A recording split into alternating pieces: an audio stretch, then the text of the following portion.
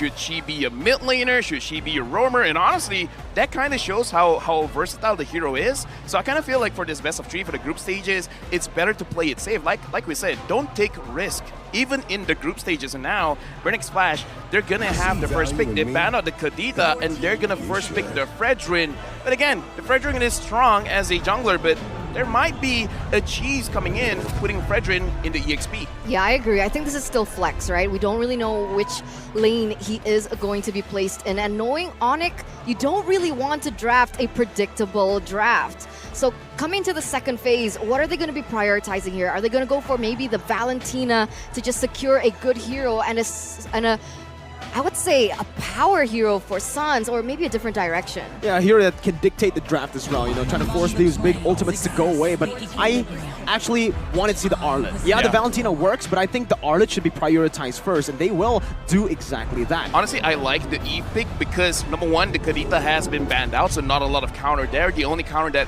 that Burning Splash could take now is the Claude. And why I like the Eve as well is kind of like preventing the Faramis pick, because the Eve is strong against the Faramis. So if you want to force it out, sure, but we already have your counter. So now it looks like Onic, they're trying to predict some of the drafts coming in, so they want to prevent that from happening. I like the Eve pick as well as the Arlet, because again, even if the Claw wants to come in using his Blazing Duet, it might get cancelled out. So far, a very good draft, predicting what Burning Splash wants. Absolutely, you know, the Claude, we mentioned it, the Lancelot and the Valentina. I was about to say, you know, the Faramis is almost out of the table with the Arlet and Eve. Literally 2 heroes that can just dismantle that Faramis, but the Valentina would be the second best choice. Or actually, the first best choice at this point with the Lancelot as well. Now you know that the Fredrin is going to go to the XP lane. But that's my question. Is it good to pick up the Lancelot now? Because now the surprise factor is no longer there. I think... Unless this Fredrin is a roamer, but I don't think so. The thing is, they want to just set Donut up for a winning lane. But at this point, I agree with you. The Lancelot pickup might have been too hasty because they removed that flex potential, and now with a Beatrix pick for CW, they're going to be heavily just punching down on Donut's hero pool, something that we've been, you know, talking about earlier. It can still be countered, and right now, 2 of his comfort picks, Wanwan and Claude, have been taken off the board, giving CW one of his comfort picks, the Beatrix. And that's what I'm worried about. That's why I mentioned it even before the game begun. With CW's versatility and his hero pool, he has a lot to work with, and I don't really know if we can say the same about Donut, right? So what exactly can they utilize in that gold lane to be able to win that lane against the Beatrix? The Claude has been taken away, perhaps maybe the Brody for that early game, but for Burning Splash, which direction are they going for?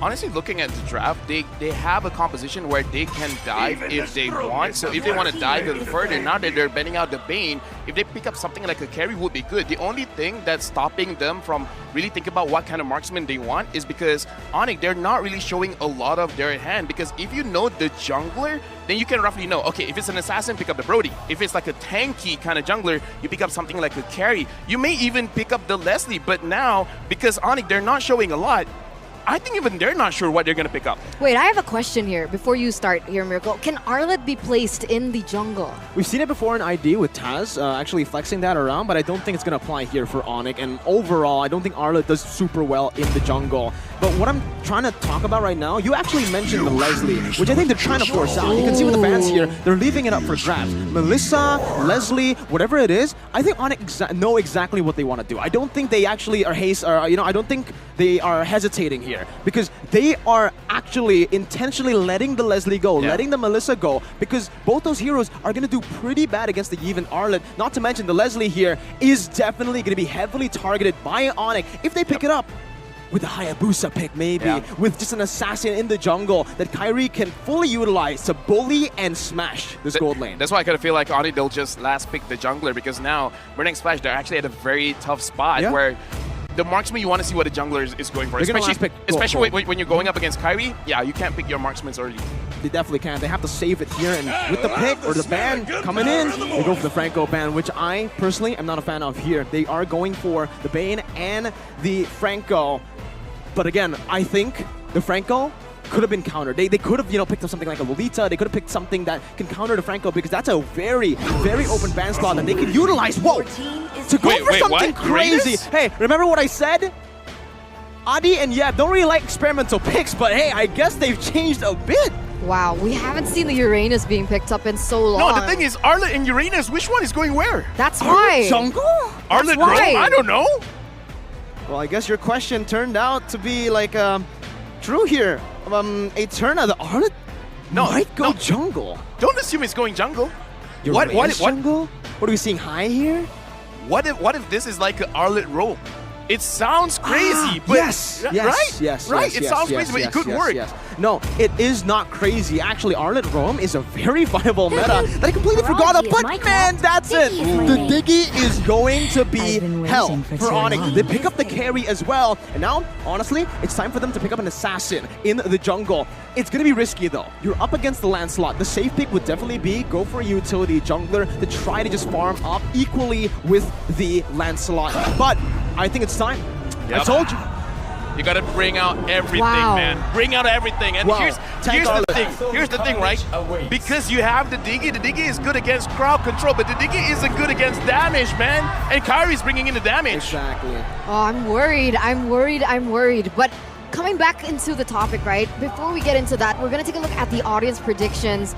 So far for Indo, obviously, it's going to go for Onic in particular. But wow. Philippines, Turkey, everyone is going for Onic, man. Okay. But here's the thing, right? I kind of feel like after game number 1, it will really convince all of our audiences whether they want to go heavy onto Onic or go heavy onto Burnex Flash. Because looking at the draft, personally for me, I kind of feel like Onic was the one dictating the draft. They were controlling it. Exactly. I think they knew exactly what they were doing from the start. Like you said, dictating the draft. And it's time to take us into the Land of Dawn here. Yep, going into the first match of MSC 2023 in Phnom Penh, Cambodia.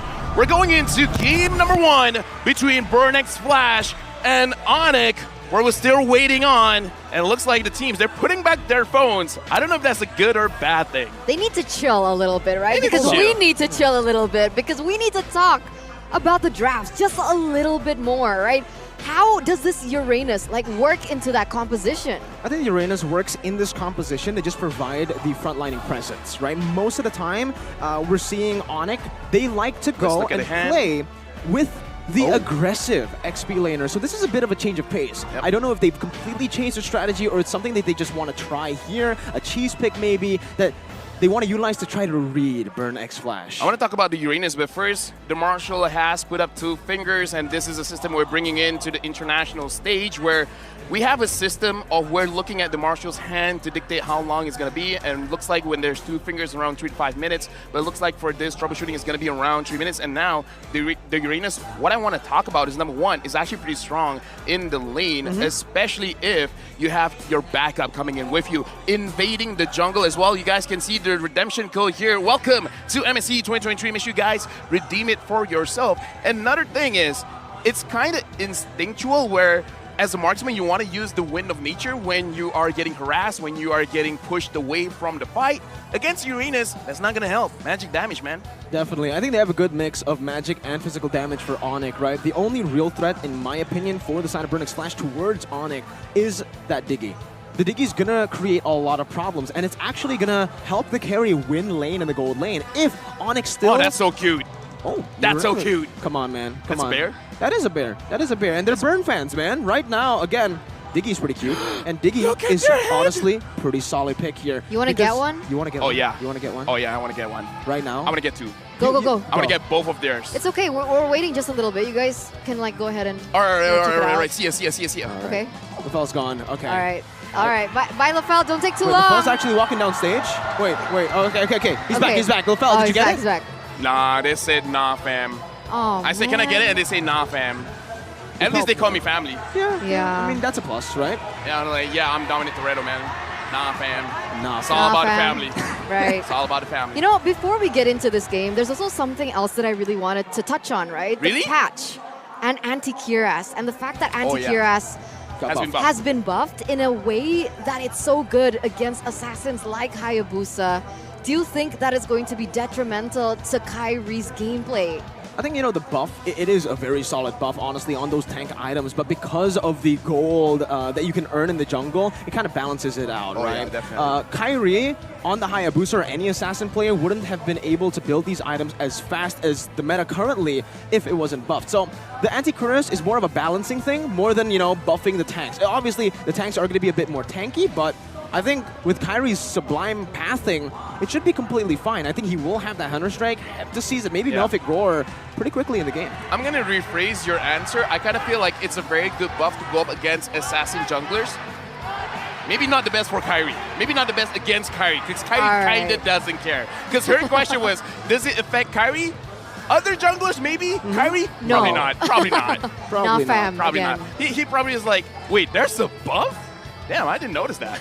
I didn't read the patch. I just didn't know. Kyrie just plays. He doesn't he read, just right? plays. It's Yeb and Adi who does the reading and backstage. And Yes. they've also done the drafting, which, again, I feel like has been pretty good. I think, sure, the Diggy does provide a few big problems, actually, to Onic, but they can actually just chain it in a way where they overwhelm the time journey. They bait out the time journey with just one ability, with someone getting bursted down. And without that time journey, they're going to be locked up by the final slash. Look at that, look at that, look at this screen. We're jumping in. We're finally, officially getting into the first game of MSC 2023 Burnex Splash against Onic from Indonesia. A full best of 3. It's going to start here, and we can see exactly how things are going to go out. Just a little bit of a taste on the emblems as well as the battle spells. Does anything stand out to you here? Nothing stands out for now, right? Everything is just pretty standard right now. He-Boy also still with the tenacity as a roamer. Boots with a normal average as you do take on the Uranus. So what I want to see right now is Onic. How do they utilize the mid control? Look at the gold lane, man. I'm looking at the gold lane right now. CW is getting pressured just a little bit, and that's kind of the lane that you'll see once you see a Diggy. But so far, looking at the trade of HPs, it looks like CW is doing quite well, even though going up against the carry Diggy combo. Yeah, that's what I mentioned earlier, right? Beatrix does better against the carry, is going to be able to bully the carry, but that Diggy will help Donut win this lane. And in terms of in-game equipment, you can really see the respect from Donut, knowing that this is a losing matchup. He has to go for those steel leg plates up against Assassin as well. And now Keyboy is giving backup as well. And like I said, maybe the teams want to switch it up and they actually want to give more attention towards the gold lane. So far, that's what we're seeing. By the way, everyone watching, welcome to MSC 2023. This is the redemption code for you guys. Make sure you guys grab it for yourselves. Yeah, don't forget to redeem it, guys, because I'm going to redeem it right now as well. So we're kind of in a little battle, but in the top side. Looks like Boots taking quite a lot of damage, but this is a Uranus. Even though he's taking the damage, he can heal it back up, probably having 20 stacks right now, so he'll be fine. The turtle will be spawning up soon. Yeah, this is actually very interesting, LaFell. The fact that Onic are actually playing towards the gold lane. We mentioned so many times that CW is probably the best weak side gold laner in Indonesia, but right now, he's actually getting played onto much, except for obviously the turtle here, where you can already see a little bit of a transition over to the top, but I don't like this too much for Onic. Burnex Flash have complete control. Yeah, they're starting the turtle Boots, Sans as well as Keyboy is here. ATM still secures the turtle, missed retribution, but almost doesn't matter. Oh, man, was close. that was super close.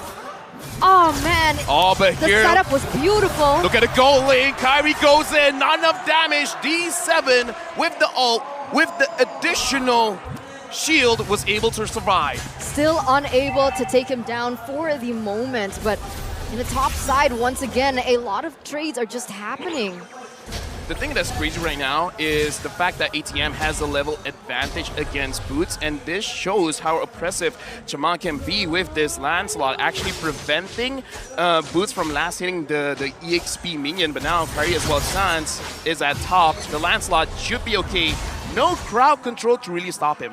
Yeah, see, the thing is, with Burnex Flash's composition, with the Lancelot as well, you would think that he would have a level advantage, especially after the turtle. But Kyrie, somehow, someway, with the high and dry, is still able to keep that lead up. And if he gets that mid-game power spike faster than Lancelot, say he gets that Heptases and the Hunter Strike at the right time here to burst Burnex Flash down before they have any defensive items, it is going to be very, very tough for Burnex Flash to deal with it. Yeah, they need to save more time, give more time to their team, especially that Donut here needs a little bit more time than CW. But what I find very interesting is that CW He's a level below Donut here in the 3rd minute of the game, as we also now take a look at the in-game equipment. That's what the Diggy does to your lane, man. It does seem that, CW is still able to find a little... Keyboy here, extended a little bit too far. First blood for D7. Keyboy goes down. CW as well as Kyrie is still here. Oh, Boots? Boots doing very low. ATM gets the kill. 2 kills for Burn X.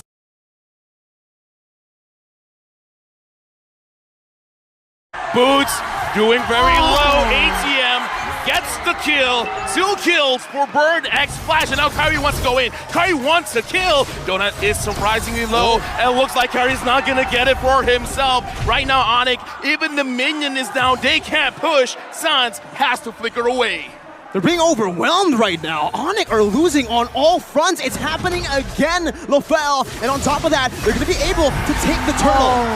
Right now, looking at this Keyboy 1v1ing Chima. Chima level 7, Keyboy level 5, but this is a roamer. Chima wants to take that fight. And right now, looking at the gold, even though they have 2 kills and 2 turtles, only 1,000 gold lead. It's not as big as I thought they would get. But I love how Burnex Flash is playing right now, right? Because usually they're very aggressive when they're given a roamer that can create those kinds of situations happen. But they're on a Diggy who is, quote-unquote, a little bit more passive than something as crazy as an Atlas. But even then, they're still able to make it work. Like you mentioned, 1,000 gold leads so far. They haven't been able, they're not allowing Onic to get any of the resources in all the lanes. It's like Burn X Flash is just staying true to what Burn X Flash was able to do in MPL Cambodia. Meanwhile, for Onic, they're experimenting a whole lot, and we'll see how this transitions into the mid game, because so far it isn't looking too hot, but Boots is doing pretty well here in the XP lane despite getting picked off, and this is again that mid game power spike that we need to talk about for Onic. Burn X Flash have that early game, they were able to get it. San's gonna get bursted by a bit. Yeah, right now he has to use Sol, and D7 is so low. CW gets the kill. Donut tries to run away. Keyboy stuns him down. Kyrie uses a retribution, but Sans secures the kill. And right now, Onic, now they have a small lead in terms of gold, and they managed to take down the turret. All right, things are going in a different direction now. Chima, though. Chima goes in. He wants Keyboy, and Keyboy moves around. He was able to dodge it and able to get away. Right now, Onic and Vertex Flash, it looks like they're testing the waters, making sure that, okay, how much damage can you deal? How much damage can I deal? Looking at the compositions here, and especially for the in-game equipment with 100 Strike equipped, it does seem like, again, for Kyrie, he still wants to stick to that Heptaseas. He wants to go for the Heptaseas first here to deal some more damage. Wants to go for those assassination plays, and again, it's that mid-game power spike that we were talking about. For Onic, this is the time where they can actually contest for some turtles, and you can already see a very creative lane swap or rotation from Onic all the way, 5-man top. Kyrie goes to the backside, finds Donut. Donut is so low, but Kyrie able to run away. Chima as well as ATM frontlining for the team. Real manipulation for both teams, but look at Zcat. Zcat is so low. Chima gets the kill onto Boots, and right now Kyrie is looking at the turtle. Who is Chima? Gets the turtle, and now Kyrie tries to run away. He managed to get D7 on the back end, but Zcat gets the kill again. Zcat now is at the front. Keyboy, double kill for Zcat, and now CW has been zoned away. The fight is over.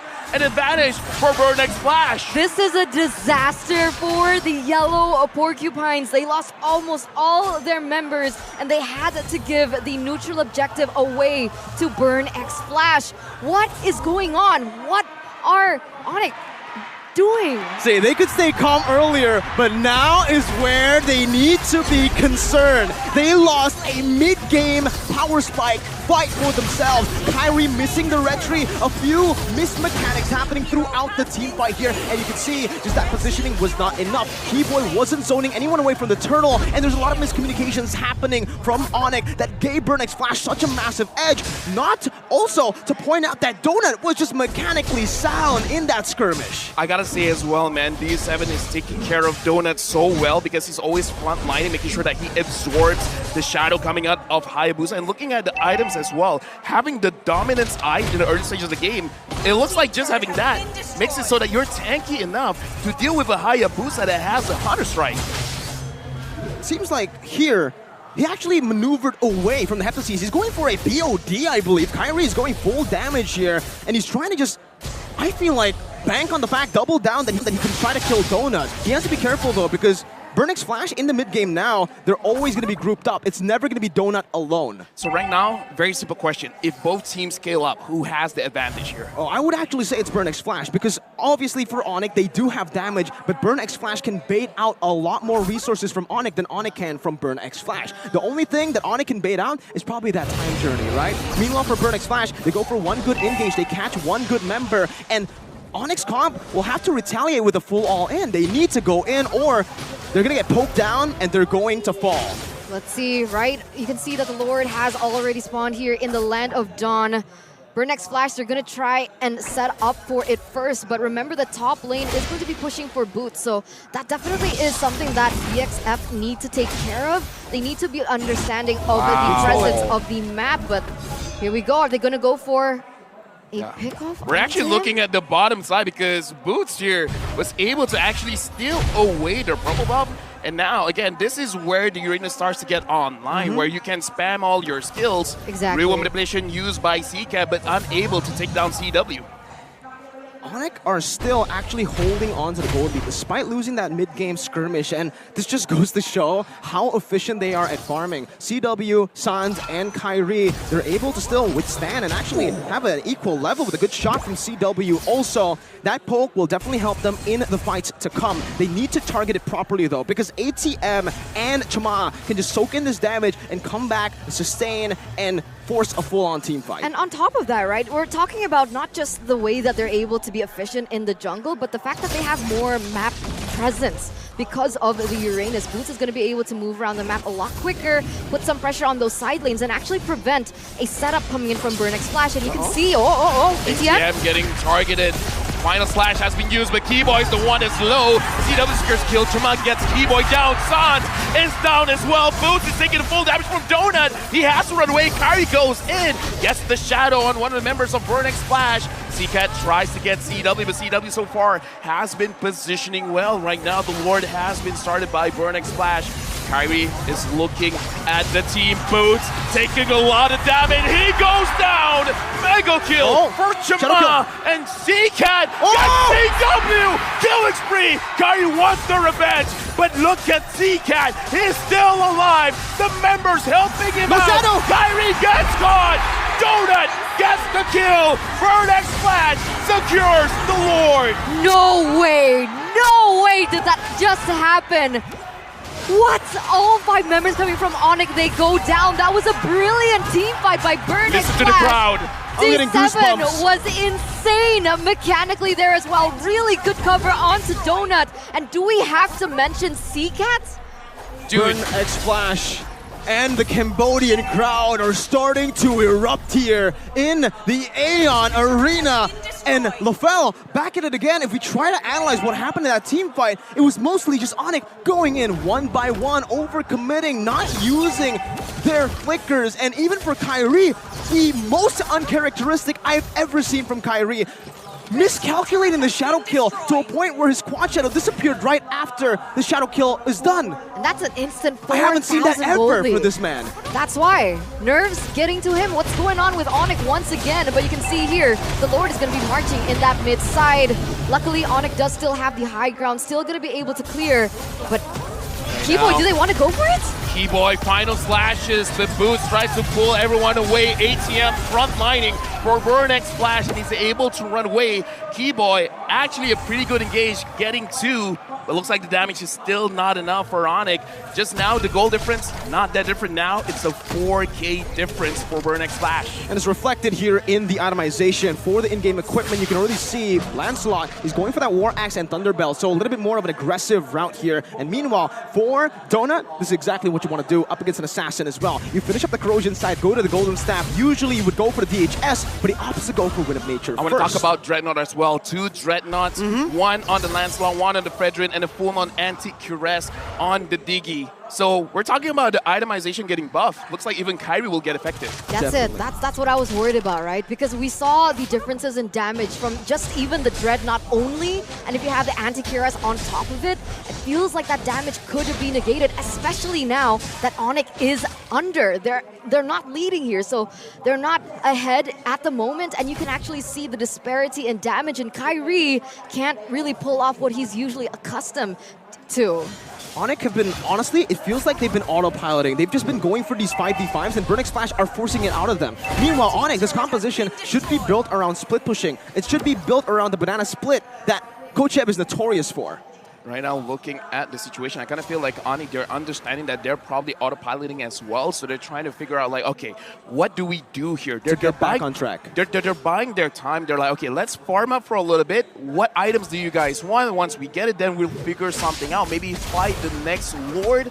But I kind of feel like the question is, how are they going to engage? Because so far, the engages is coming in from Keyboy, but he's not really getting those key targets. And as long as Burning Splash is positioning well, it's not going to happen, man. They're still opting to go for these big team fights, though. They're still trying to position in a way where they're grouped up. Boots hasn't really been able to be that threat in the side lane, but Keyboy goes in. Yep, they want ATM first, but ATM as the Fredrin can take a lot of damage right now. Kama has a lot of stacks on his War Axe, and it looks like Sans has been faded out. ATM goes down, CW, what a beautiful snipe. But now, Onic, they don't have that big ult. Burning Splash, do you want to go back in and try to contest this Lord? Oh, it looks like they're kind of, you know, just levitating here, hovering. Oh, Sans. Oh, Sans getting very, very low. D7 tries to catch him, but now Sans low, CW low. Kyrie is looking for a situation where he can go in. Chama tries to fight against Kyrie. Kyrie is super low. Unstoppable! Uncontested right now. Chama secures the Lord. And now C-Cat is looking at Keyboy. Do they want to force this fight? Looks like Burning Splash. They want to go for the safer route and actually reset and push with the Lord. That was a risk that Onic took that did not pay off for them in the end. Chima just... Did you see that decision making? I would say it wasn't a risk that Onic took. They were very well in the right zone to go for that Lord. They had a one-man advantage. It was a risk that Burning Splash took. They turned the tides around so well, and you can see it again here. Firstly, it started with C-Cat with that beautiful real-world information that we're not going to get to see here, but that made the opening, that created the chance for Chama to actually dive in, because CW was nowhere to be seen. Sans was super low, and they are capitalizing. Speaking of low, Boots is taking quite a lot of damage from Dona. CW almost gets the oh no, Chama gets him, and now Real Mobilization by C-Cat. Sans is zoned out. The Lord marches in. The top tower is in danger. Keyboy goes in, gets taunted, and looks like he's able to use the final slice, but he is all alone. Keyboy gets to get out. Only Sans, Boots, and Kyrie is alive. But look at Burning Splash. They're looking at game number 1. They want to secure this. The Lord has been taken down. Augie Shadow Kill not doing anything except clearing the minions. And now, with 1 minion left, Burning Splash, you want to try to end this. Boots goes in. Chama is down. Shut down for Boots. Double kill. And now C-Cat gets Kyrie. The face with blue. Oh my god! Maniac for Boots. Maniac in the first game of MSC 2023. Great, this could be it, this could be it. They could go for one straight push. 20 seconds on the dead timers. That's the quickest one. That's ATM. Onic are booking it. Can they do it? Can they do it? Dude, they can do they're it. going for it. They have the minions. They have CW. I feel like they can do it. They can do it. Boots is just tanking. The minions are going in. The minions No are going way. in. ATM is up. No. The minions are here. The minions are here. Onic, I don't think they can end this. Oh my god, what What a was game. that? This is how you start MSC, and the crowd are loving it. Beautiful, beautiful, beautiful. We'll take a look at the instant replay here in just a few seconds. But that was so close to the end for both of the teams. But we got to mention Boots here. Boots, not only was he dealing damage, acting as a front line, but he was actually, just main objective for him was taking the minion aggro so that it does not come into range, while also simultaneously building those stacks on these opponents, getting so much damage, and Maniac on Uranus. I don't think I've ever seen that. Dude, the Ionic Edge. But the thing is, I saw the interaction. We talked about this before the game starts. I saw Donut using the Wind of Nature. What can that do against the Uranus? And this is one of the reasons why you want to pick up the Uranus, just because of the magic damage.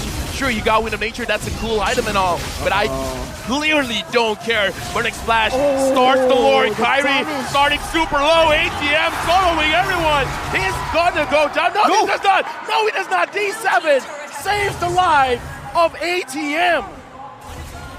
Onic were able to hold on, but with this Lord coming in, it should be an evolved one this time around. I don't know if they can. I don't know either. I guess their only solution at this point is to try and go for a split maybe, but even that is difficult to attain. Taking a look at the in-game items here in the 18th minute of the game. Interesting choice here for Kyrie as well. He's going for cooldown. And again, also the Rose Gold Meteor, so he's forced to kind of build a bit more defensively as well. But I honestly feel like the damage is just not visible. This high and dry is completely negated because Burnix Flash have been playing just fully front to back. All 5 together. Now, I feel like Onic actually forcing Burnix Flash to split, and this is their chance, but they have to be careful. Boots super low. He still has the immortality. It hasn't been popped just yet. Real world manipulation turned on.